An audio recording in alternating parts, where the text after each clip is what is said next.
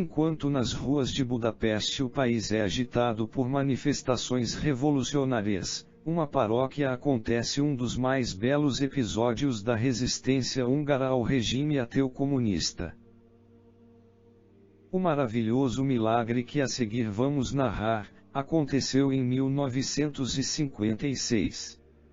Quem recorda é o próprio pároco, Padre Norberto, um dos últimos fugitivos dos perseguidores da Igreja que atearam fogo para queimar a seiva ardente das almas cheias de fé, dessa sofrida nação. Nele transparece todo o vigor da alma católica do povo húngaro, moldado ao longo de 1000 anos por um número incontável de santos. Uma frágil criança enfrenta com firmeza a perseguição contra sua fé infantil. Mas já inquebrantável, e assim aniquila o adversário. A professora Gertrudes, ateia militante, ensinava na escola da paróquia a serviço do governo comunista. Todas as suas lições giravam em torno da impiedade e da negação de Deus, pois essa era a sua missão. Tudo lhe servia para difamar e ridicularizar a Igreja Católica. O seu programa de ensino era simples: arrancar a fé da alma das crianças e assim formar legiões de crianças sem Deus. As crianças, mesmo intimidadas, não se deixavam convencer com as zombarias da professora. A professora Gertrudes parecia adivinhar quais as alunas que tinham comungado naquele dia, e eram as que mais perseguia. Uma tarde, a menina Ângela de 10 anos, procurou o padre Norberto, pedindo licença para comungar diariamente. Muito inteligente, ela era a melhor aluna da classe e da escola. O sacerdote mostrou-lhe os riscos a que se expunha, mas ela insistiu. O senhor padre me disse que eu devo dar bons exemplos na sala de aula, e para os dar, preciso me sentir forte na fé. Lhe asseguro que a professora não conseguirá apanhar-me em erro ou em dúvidas. Nos dias em que comungo, me sinto mais fortalecida. E assim saberei como me conduzir quando ela zombar da igreja. Por favor, não me recuse o que lhe peço, senhor padre. O padre Norberto então aceitou dar a ela comunhão todos os dias. E desde esse dia, Ângela passou a viver um verdadeiro inferno na sala de aula. Apesar de saber sempre as lições, qualquer coisa era pretexto para a professora implicar com ela. A criança resistia, mas ficava abatida, a olhos vistos.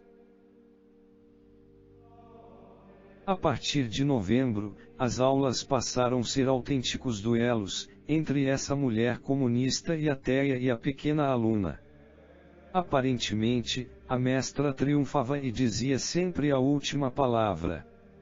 Todavia, a sua irritação era tão grande que até o silêncio da Ângela a punha fora de si. Apavoradas, as outras crianças pediam socorro ao padre Norberto, que nada podia fazer. Graças a Deus, lembra ele, a Ângela continuava firme na sua fé, e a nós restava rezar, e rezar com absoluta confiança na misericórdia divina.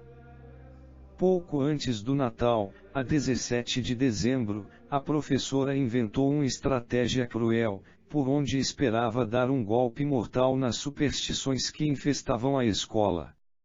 E preparou a cena com todo cuidado.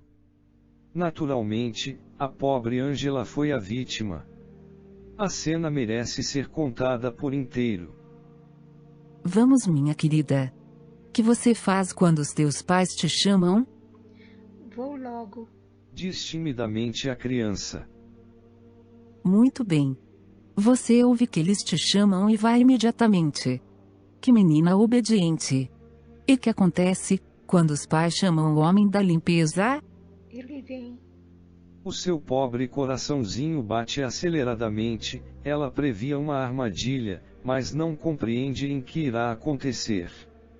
Gertrudes vai mais adiante. Os seus olhos ardiam como possuídos pelo fogo, como os de um gato quando se atira a um rato, contou uma das suas amigas. Tinha um olhar do mal. Muito bem, minha querida. O homem da limpeza vem porque ele existe. Você vem porque você existe. Mas suponhamos que os teus pais chamam a tua avó, já falecida. Acha mesmo que ela virá? Não, eu não acho isso.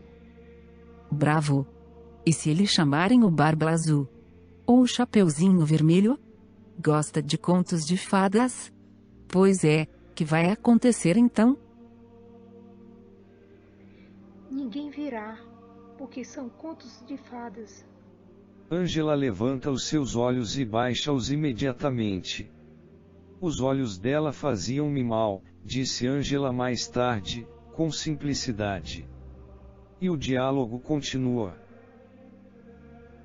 Com ar de triunfo a professora fala. Muito bem, muito bem. Acredito que hoje vocês vão entender tudo bem depressa. Veja bem, minhas meninas, que os vivos vêm quando chamamos. É pelo contrário, aqueles que não são vivos não respondem. Isto é claro, não é verdade?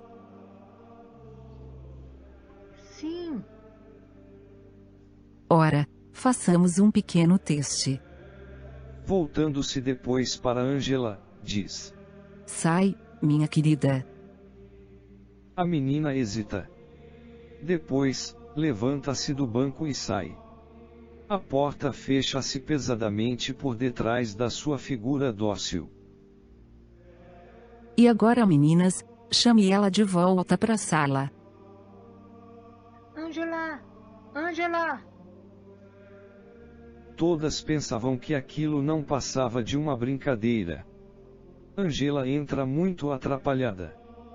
A professora tenta esconder o prazer que sentia com tanta proeza e habilidade.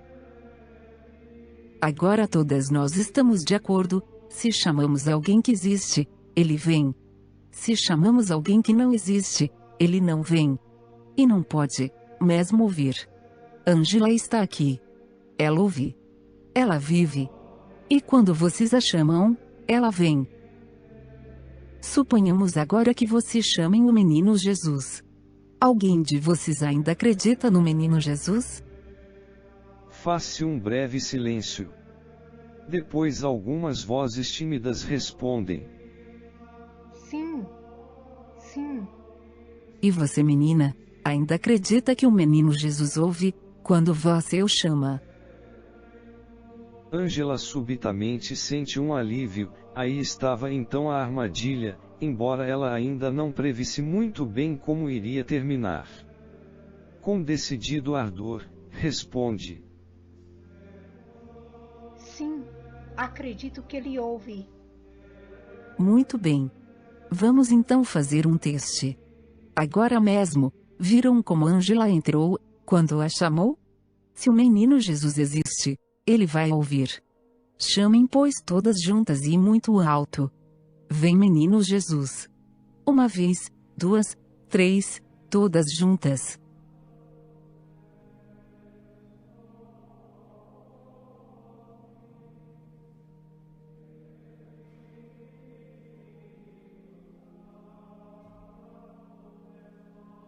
Aí está onde eu queria chegar. Aí está a minha prova. Não ousa chamá-lo porque sabe muito bem que ele não virá. Esse é seu menino Jesus. E se ele não ouviu porque não existe, como não existem o Chapeuzinho Vermelho e o Barba Azul. É porque ele é somente uma fábula ou historinha. E ninguém leva isso a sério, porque não é de verdade. As meninas perplexas, ficaram caladas. Esta brutal e aparentemente sólida prova, era um verdadeiro golpe rasgado no coração. Ângela estava de pé, pálida como a morte. Eu temia que ela caísse, disse uma das suas amigas. A professora evidentemente sentia um verdadeiro prazer pela confusão das crianças. E por fim, disse num ar triunfante. Acabei com o odioso Deus. De repente deu-se o imprevisto. Num lance inspirado, Ângela dirigiu-se para o meio da classe. Nos seus olhos que brilhavam como relâmpago, gritou: Meninas, vamos chamar o menino Jesus. Vamos gritar todas juntas: vem, menino Jesus! Num instante todas se puseram de pé e pondo as mãos em prece, com o coração repleto de esperança começaram a gritar: vem, menino Jesus! A professora não esperava esta súbita reação infantil. Primeiro 1 minuto de silêncio, pesado como a agonia. Depois, uma vozinha pura diz de novo: mais uma vez. Foi um grito que faria cair os muros, contou uma das meninas. Medo, impaciência, dúvida por um tempo vencida, mas pronta a renascer o sentido de solidariedade provocado pelo fervor de uma delas que se impunha como chefe. Tudo ali era provável, menos a mais pequena hipótese de um milagre. Eu chamei, mas não esperava nada de especial, confessou Gisela. Mas foi nesse preciso momento que chegou a resposta do céu. Eis como a contaram as meninas. Elas não olhavam para a porta, mas para a parede onde estava Ângela. Mas de repente, a porta abriu-se silenciosamente. Toda a luz do dia, como se dirigia para lá. Essa luz tornou-se cada vez mais forte e tomou a forma de um globo cheio de luz. E nesse momento, ficaram com medo, mas esse medo durou tão pouco, que nem tiveram tempo para gritar. O globo abriu-se, e apareceu nele uma criança encantadora como nós ainda nunca tínhamos visto. A criança sorriu sem dizer nada.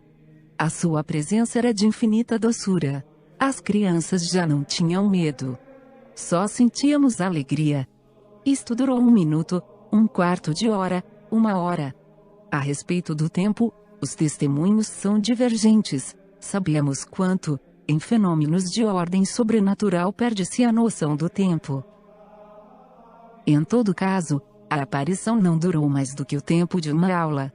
A criança estava vestida de branco e parecia um pequeno sol. Dela saía uma luz.